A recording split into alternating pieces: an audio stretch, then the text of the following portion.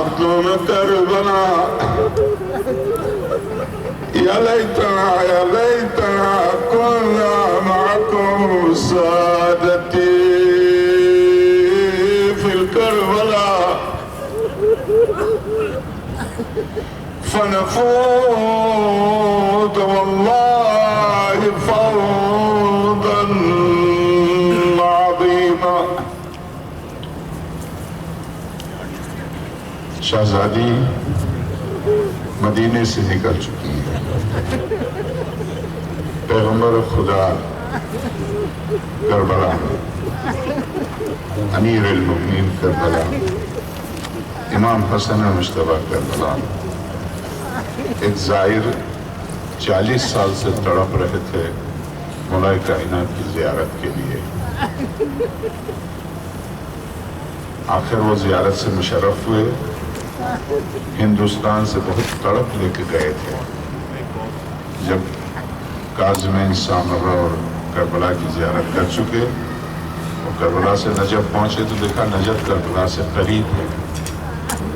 امیر المؤمنین کے دروازے سے زیارت کیے بغیر ناراض ہو کے چل گئے. یا امیر المؤمنین، میں ہندوستان میں آپ کو آواز دیتا ہوں کہ آپ میری مدد کے لیے آتے ہیں، اور یہاں اتنے قریب ہوتے ہوئے میرے آقا حسین کی مدد، آپ اتنے قریب ہوتے ہوئے میرے آقا حسین کی مدد نہیں کی. میں آپ سے ناراض ہوں. یہ ناراضگی ائمہ کو پسند ہے، یہ ناراضگی، کیونکہ حسین کی وجہ سے.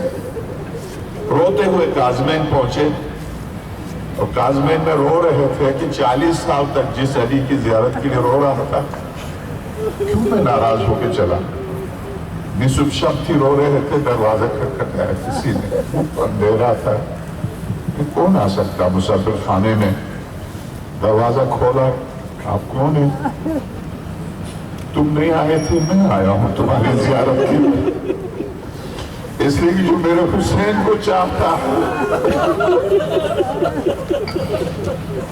عجب ہے حسین.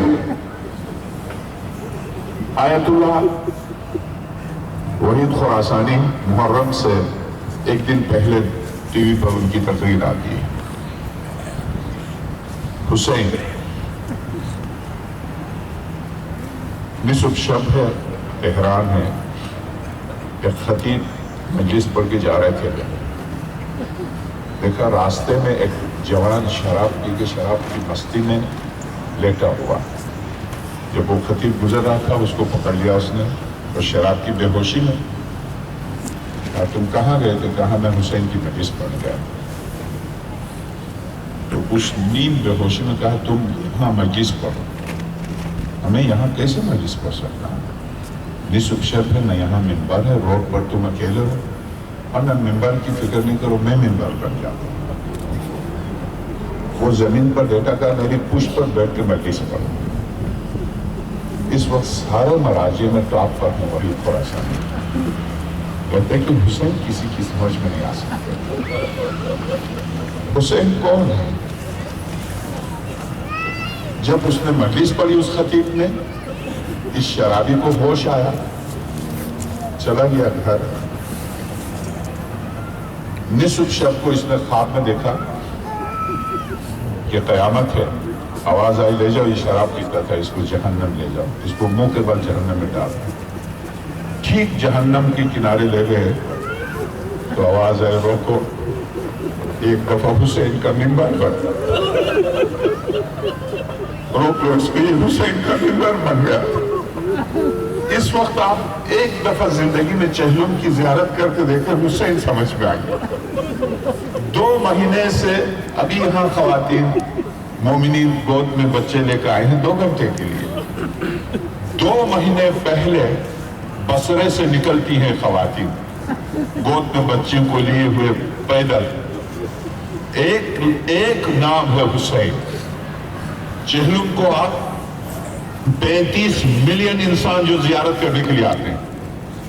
ایک دفعہ آپ کا آخر کیوں معصومین نے چہلم ہی کی زیارت کو مومن کی نشانی کیوں قرار دیا؟ چہلم کی زیارت پہ آپ ایک دفعہ آپ چہلم کی زیارت کر کے دیکھیں. پھر زندگی بھر کسی خطیب کی خطابت کی ضرورت نہیں پڑے گی. دونوں طرف خواتین، بچے، مرد، بڈھے، جوان کھڑے. بغداد سے کربلا 80 میل، نجف سے کربلا 48 میل، شمال سے، جنوب سے، بصرے سے 400 میل. پورے راستے میں کھانے لے کے کھڑے ہیں. جب آپ گزریں گے تو آپ کے قدموں پر لیٹ کے کہیں گے ایک لقمہ کھا لو حسین کے نام پر، ہم نے تمہارے لیے. اور جب گزریں گے نمک کا گرم پانی تیار ہے، آپ کے پیر دھلائیں گے، اس پانی کو لے جا کے گھر میں چھڑکیں گے. یہ حسین کے ظاہر کا پانی. 2 سال، گزشتہ سال کی بات ہے، ظاہر ہے کہ 30 ملین زائرین جب راستے میں سبیل میں پانی پیتے ہیں، جب پانی پیتے ہیں تو جو بچا ہوتا ہے اس کو اندر ڈالتے ہیں.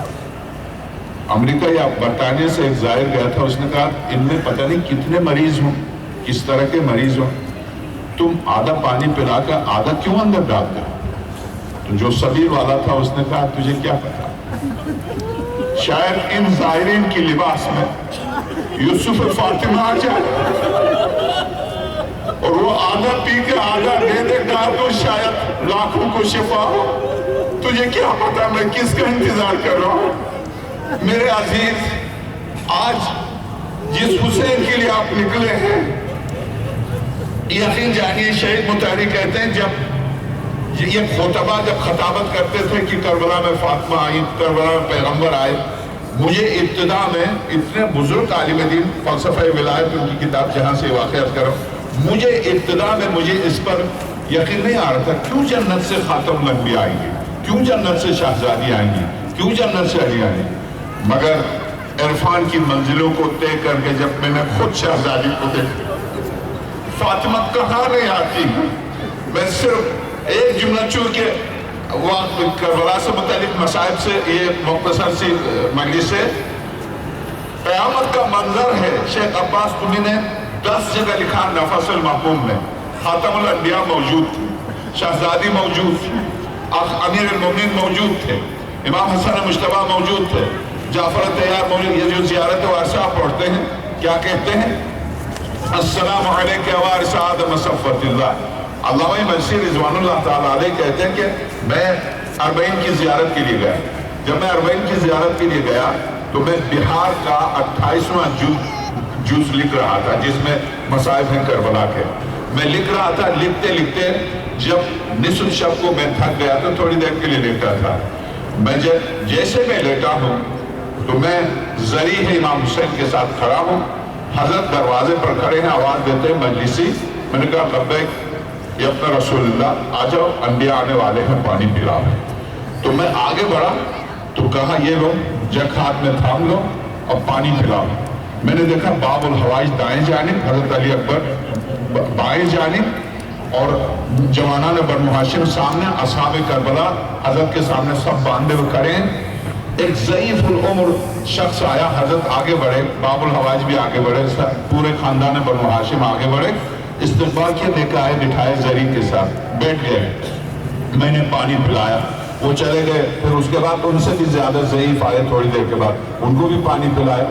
آخر میں ایک ایک ہوکر آتے گئے، پانی پلاتا گیا. حضرت نے تعارف کرا، یہ بابا آدم ہیں، یہ نوح ہیں، یہ ابراہیم ہیں. آخر میں نے دیکھا کہ جوان ہیں، نہ نوح کی طرح ضعیف ہیں، نہ آدم کی طرح ضعیف ہیں، جوان ہیں مگر کمر جھک گئی ہے. ایک دفعہ حسین کہتے پھر زمین پر گر جاتے ہیں. آقا حسین تڑپ کر آگے بڑھے تو میں نے کہا آقا آپ کیوں تڑپ رہے ہیں؟ کہا مجلسی اب میرے نانا آنے والے، یہ میرے نانا آ رہے ہیں. جب آگے بڑھے سرور کائنات کا استقبال کیا، لے کر آئے. اب لے کر جب بٹھایا، میں جا کر خاتم الانبیاء کی بارگاہ میں جا کے میں نے پانی پلایا. اس کے بعد جب سرور کونین بھی گئے، امیر المومنین بھی گئے اور امام حسن مجتبیٰ بھی، آخر میں آقا حسین آئے اور تڑپ کے روتے ہوئے کہا مجلسی اب یہاں سے دور جاؤ، اتنی دور جاؤ کہ کسی کی صدا تم تک نہ آئے. میں نے آقا سارے انبیاء آئے، خاتم الانبیاء آئے، بابا آئے، بھائی آئے، اب کیا بات ہے؟ کہا مجلسی اب میری ماں فاطمہ آنے والی. اور میری ماں نے آگے تم یہاں سے دور چلے جاؤ. میں وہاں سے دور گیا مگر حسین کے رونے کی صدا میرے کانوں سے ٹکرا رہی تھی. آواز آ رہی تھی مادر گرامی. میرے ساتھ تو بس یہاں پر روک کے اس قیامت کے منظر کے صرف ایک نقشہ میں آپ کی خدمت میں پیش کروں. یہ جو معصوم بچے یہاں آئے ہیں جب مدینے سے چلے تھے تو سرور کائنات کی آل پاک کے کم سے کم 48 معصوم بچے تھے. میدان کربلا میں مرسی نے لکھا ہے حضرت عباس کے خود امام باقر صلی اللہ علیہ 4 سال کے تھے, حضرت سکینہ 4 سال کی تھی, 48 حضرت مسلم ناقل کے, حضرت باب الحوائج کے, اسی طرح سے خود امام حسین صلی اللہ علیہ کے 48 معصوم بچے تھے. مگر شہزادی زینب شام سے پلٹ کے مدینہ گئی تھی تو کتنے بچے تھے؟ 2 تھے. فاطمہ کے بچے کہاں گئے؟